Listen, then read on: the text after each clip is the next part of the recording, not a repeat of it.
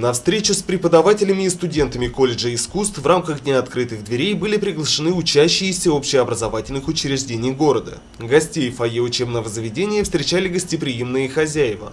Они проводили экскурсию по колледжу, презентовали имеющиеся специальности.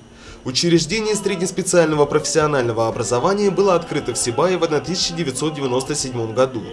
За время своего существования колледж внес неоценимый вклад в культуру Башкортостана, воспитание многих поколений замечательных музыкантов и высококвалифицированных специалистов.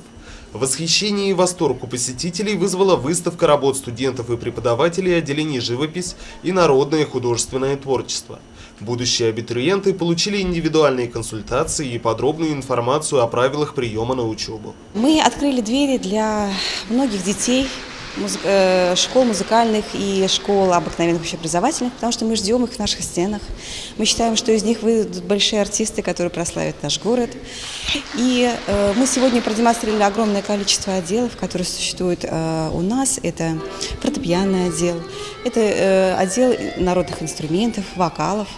И опять же повторюсь, что на каждом из отделов есть огромные достижения. Допустим, с фортепиано они недавно съездили в Петербург, стали международным конкурсом. Я считаю, что дети, которые сегодня пришли, послушали все, что могут наши студенты, они вдохновились, и мы ждем их добро пожаловать в наш колледж.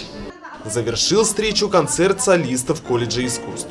Подобные профориентационные мероприятия пройдут во всех учебных заведениях города.